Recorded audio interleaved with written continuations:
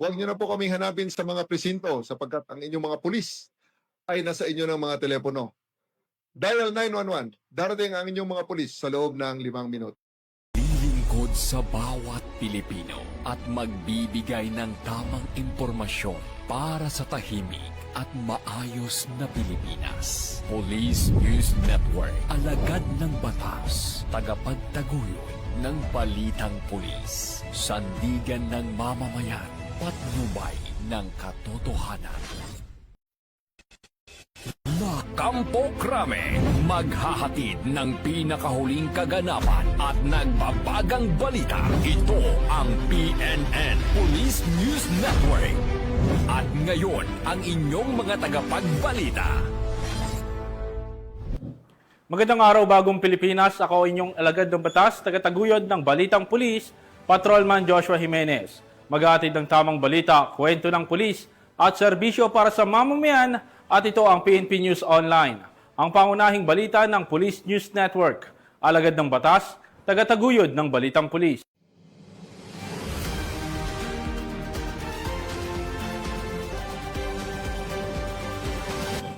Ngayon ay araw ng Sabado at narito ang mga balitang nakalap ng ating PNN correspondents sa loob ng linggong ito.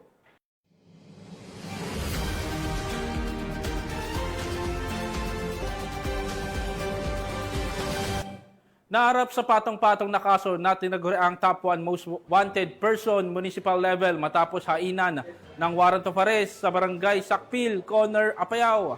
Ang kabuuan ng report mula kay Patrolwoman Jesly Sabado.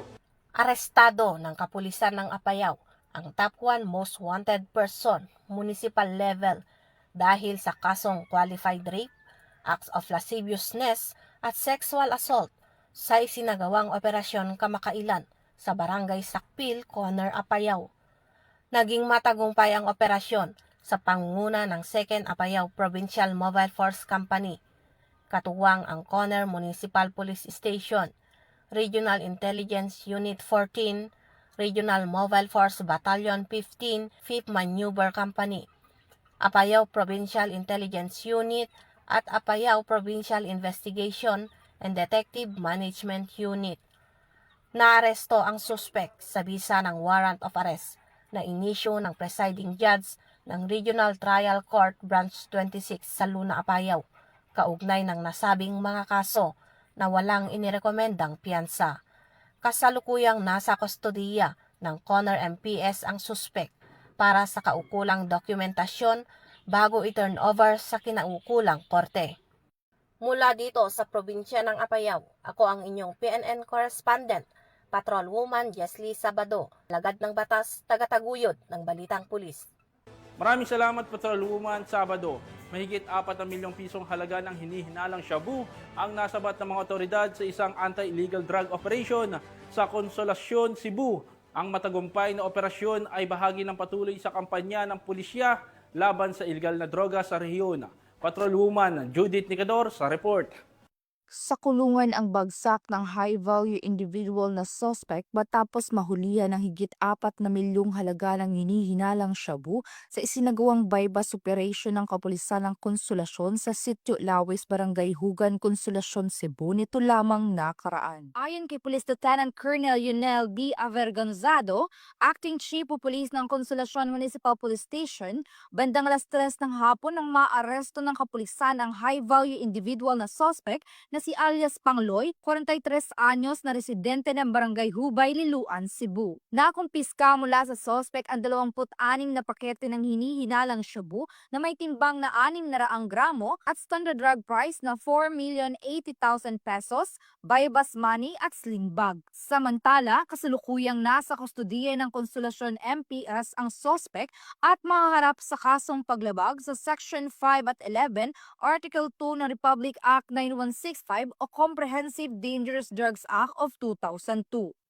First and foremost, I would like to thank the community for their invaluable support that led to the successful arrest of one of drug personalities in our AOR. Your cooperation is the key in our continued fight against illegal drugs. To those who are still involved in illegal drug trade, stop your illegal activities now. before the law catches up with you. Together, we build a safer and drug-free community. Thank you. Ang matagumpay na operasyon ay bunga ng pinagsanib puwersa ng Konsolasyon MPS, PIU-CPPO, PNP-DEG SOU-7 at PIDEA ROA-7. Ang kapulisan ay patuloy sa pagsusulong ng mga programa ng pamahalaan upang matuldukan ang problema sa iligal na droga at magkaroon ng maunlad na bansa tungo sa isang bagong Pilipinas. Mula dito sa Central Visayas, na Police News Network Correspondent, Patrolwoman Judith Ticano, alagad sa patas na nataguyot ng balita. Maraming salamat, Patrolwoman Nicanor.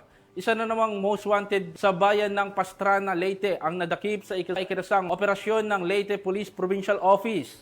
Ang suspect ay kabilang sa top 3 municipal most wanted person ng nasabing bayan at nahuli sa Barangay Bahay, Pastrana, Leyte.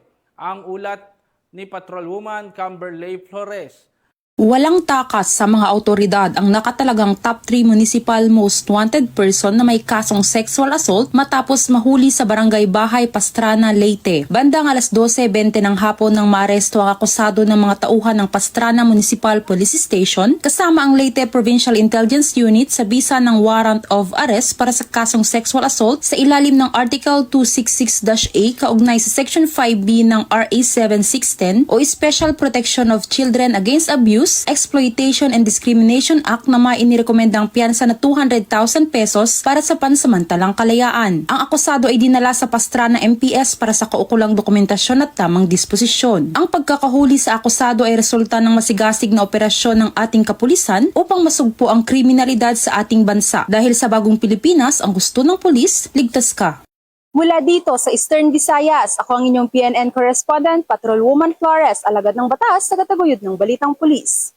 Maraming salamat, Patrolwoman Flores. Isang newly identified drug suspect ang naaresto sa ikinasang bypass operation ng mga otoridad sa Barangay Batangan, Valencia City, Bukidnon. Nasamsam mula sa suspect ang hinihinalang illegal na droga at iba pang ebidensya. Ang buong detalye ng balita, ibabahagi ni Patrolwoman Danessa Verdos. Arestado ang isang newly identified drug suspect sa sinagawang joint buy-bust operation ng City Drug Enforcement Unit, Bukidnon Provincial Intelligence Unit, katuwang ang mga kapulisan ng Valencia City Police Station sa Barangay Batangan, Valencia City, Bukidnon. Kinilala ni Police Lieutenant Colonel Brian M. Panganiban, officer in charge ng Valencia CPS, ang drug suspect na si alias Soy Soy, 21 taong gulang, lalaki, isang laborer at residente ng Barangay Mailag, Valencia City, Bukidnon.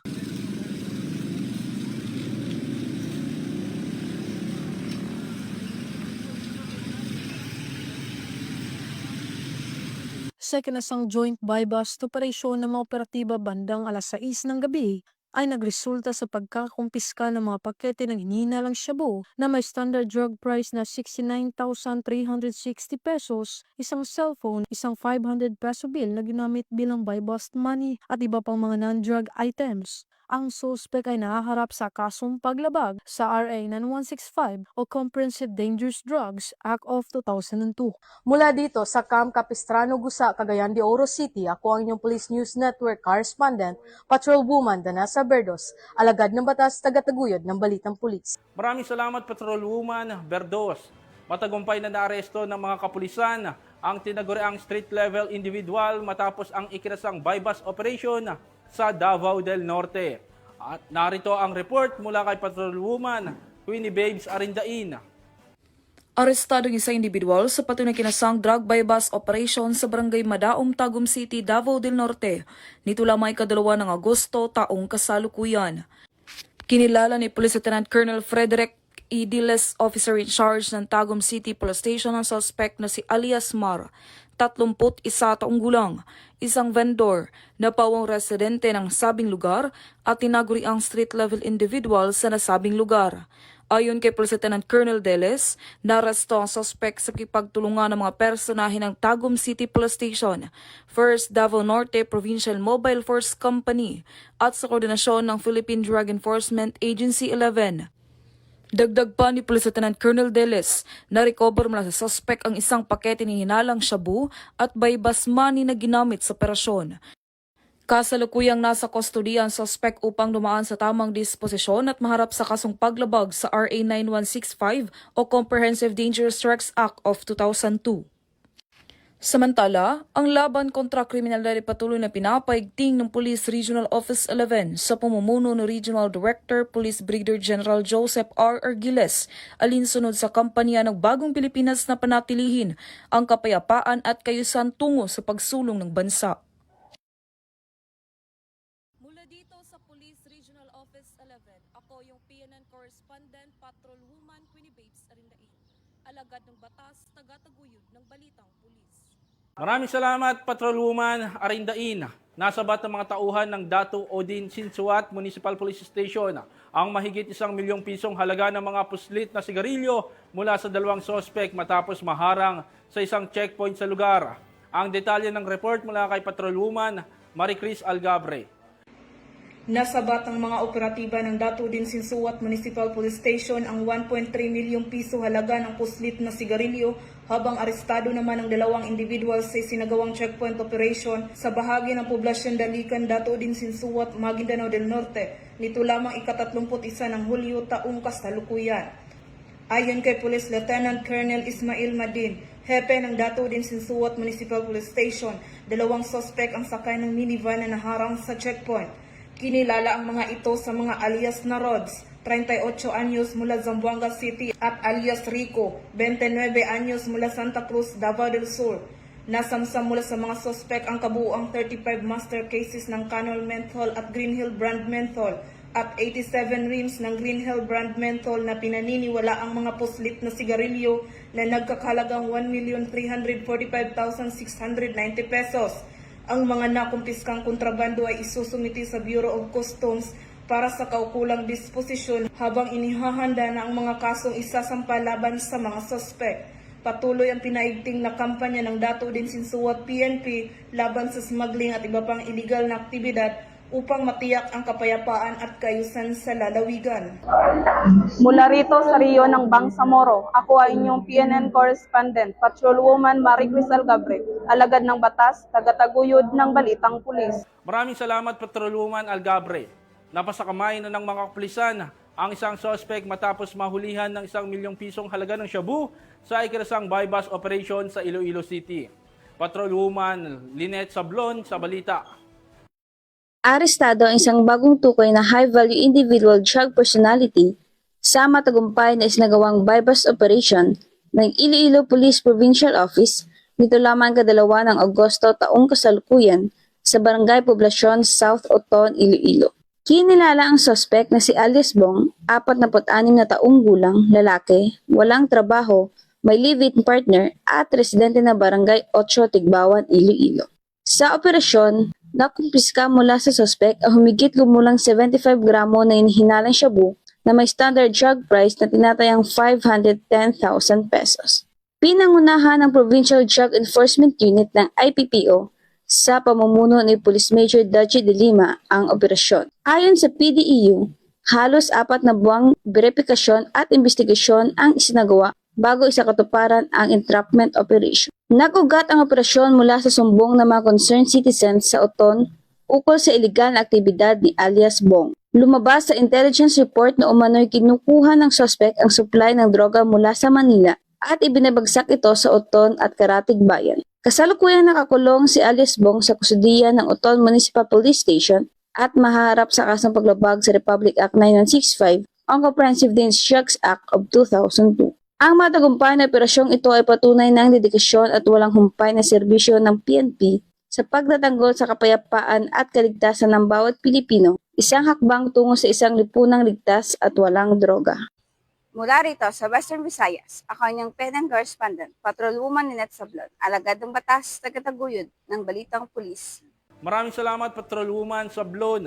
Arestado ng mga otoridad ng tinaguriang top 1 most wanted person dahil sa kasong panggagahasa sa Barangay Bagbag, Angat, Bulacan. Ibabalita yan ni Patrolwoman Cristalyn Javier.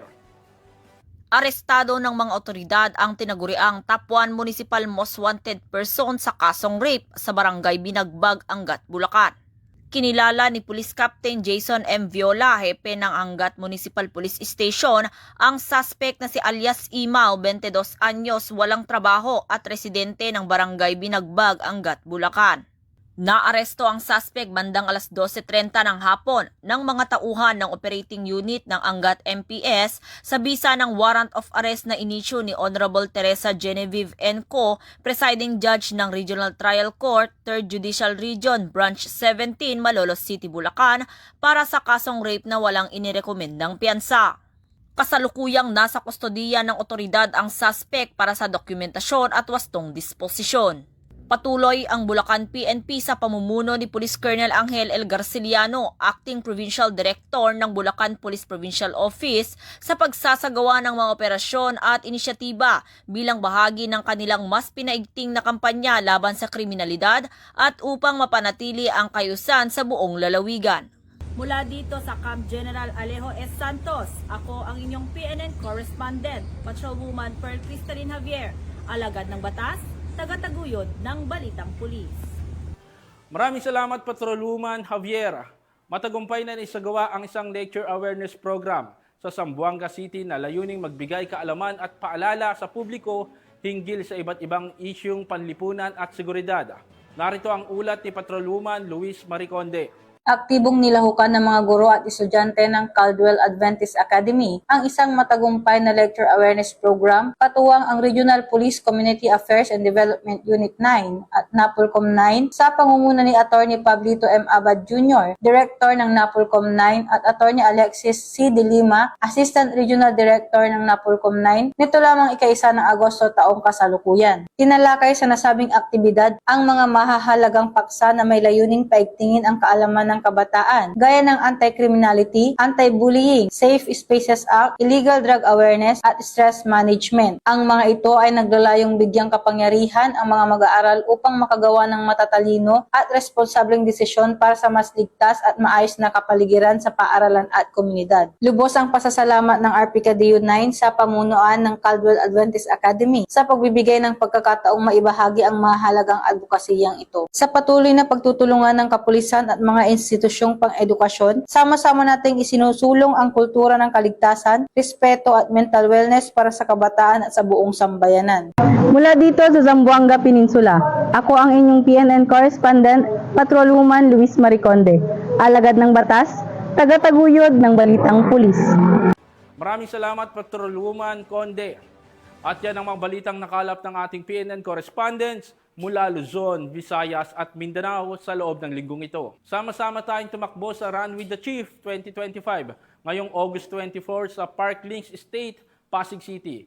May 3 fun run categories, 3K, 5K at 10K. At may kasama itong singlet, race bib at certificate. May finisher shirt at medal pa para sa 10K runners.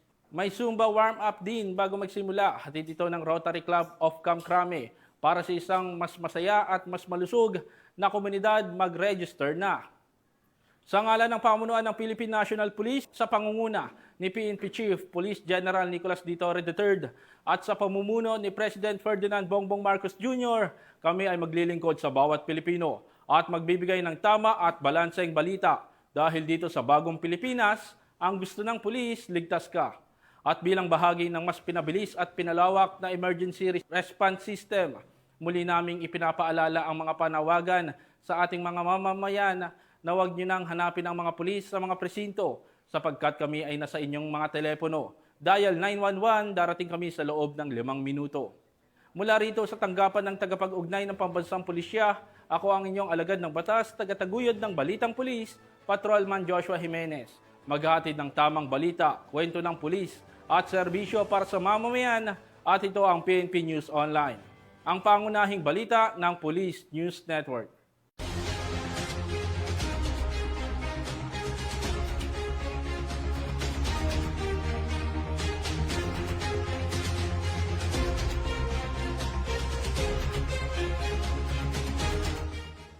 Police News Network, alagad ng batas, tagapagtaguyod ng Balitang Pulis.